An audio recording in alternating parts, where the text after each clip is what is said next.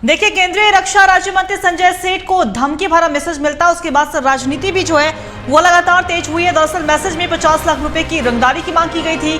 संजय सेठ धमकी मामले में 2 आरोपी हिरासत में लिए गए हैं। दिल्ली पुलिस ने दोनों आरोपियों को हिरासत में लिया है। कांके थाना क्षेत्र से पकड़े गए हैं दोनों आरोपी।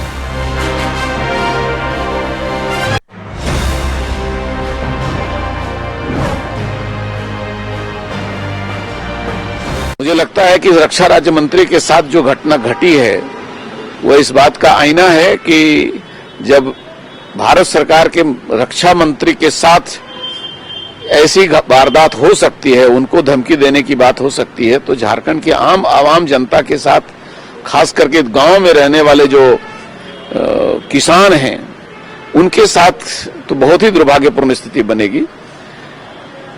लगातार कई हत्याएं हुई हैं, मर्डर हुए हैं, अपराधी पकड़े जा रहे हैं अवैध अस्त्रों के साथ। डीजीपी अब फिर से कमान दे रहे हैं लोगों को और ऐलान कर रहे हैं कि लिस्ट बनाई जाए उग्रवादियों की। एक तरफ देश में उग्रवादियों की जो गिरोह है वो समाप्त हो रहा है, गांव से चौकियां हटाई गई हैं, पुलिस पिकेट हटाए गए हैं, और दूसरी तरफ झारखंड में लगातार उग्रवाद और सामूहिक अपराध का दबाव बढ़ता जा रहा है। ये झारखंड के लिए बड़ा अहितकर है, दुर्भाग्यपूर्ण है, और राज्य सरकार इस मामले में सचेत होकर के और स्पष्ट करना चाहिए, सारी बातें सामने लानी चाहिए। और इसी खबर पे और भी ज्यादा जानकारी के लिए हमारे सहयोगी चित्रंजन फोन लाइन पे बने, उनका रुख करेंगे। चित्रंजन, देखिए धमकी मिला, वो भी केंद्रीय रक्षा राज्य मंत्री को। हालांकि दिल्ली पुलिस ने कार्रवाई करते हुए 2 लोगों की हिरासत में जरूर लिया है, लेकिन इसके बाद से जो राजनीति है वो गरमाई हुई है और बीजेपी ने सवाल उठाया राज्य सरकार पर। क्या कुछ जानकारी इस पर?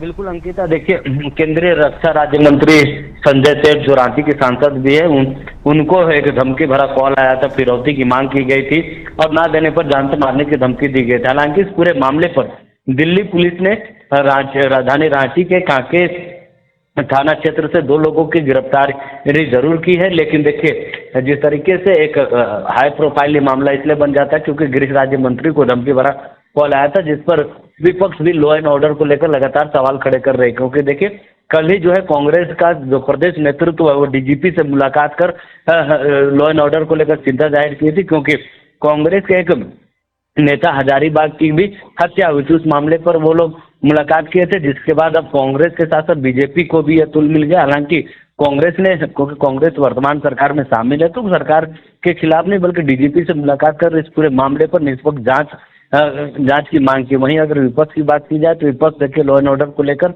एक लगातार सवाल खड़े कर रहा है। ऐसे में जब संजय सेठ पर का मामला है तो तब और भी मुखर होकर लॉ एंड ऑर्डर पर सवाल खड़े किए जा रहे हैं। वहीं देखिए सत्ता पक्ष का कहना है कि आम हो या खास हो, सबकी सुरक्षा की जिम्मेवारी राज्य सरकार की, और राज्य सरकार इस पर सही दिशा पे काम भी कर रही है। जहाँ तक संजय सेठ की बात है तो संजय सेठ की सुरक्षा राज्य सरकार की जिम्मेवारी है और इस पर पुलिस पर कार्रवाई जरूर होगी, और पुलिस इस पर कार्रवाई भी कर रही है और कंप्लेन के 24 घंटे के अंदर में जो गिरफ्तारी है वो हुई। हालांकि गिरफ्तारी दिल्ली पुलिस ने की है। जी चित्रंजन, आपका बहुत बहुत शुक्रिया तमाम जानकारी के लिए। नजर बना के रखिएगा, हम आपसे अपडेट लेते रहेंगे। तो बता दें आपको कि केंद्रीय रक्षा राज्य मंत्री हैं और रांची के सांसद भी हैं संजय सेठ।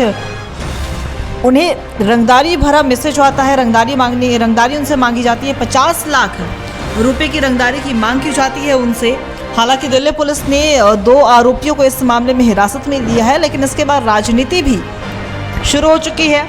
रविंद्र राय जो कि बीजेपी के कार्यकारी अध्यक्ष हैं, उन्हें आपने सुना होगा, तो उन्होंने साफ तौर पर राज्य सरकार पर सवाल उठाया, लॉ एंड ऑर्डर पर सवाल उठाया है।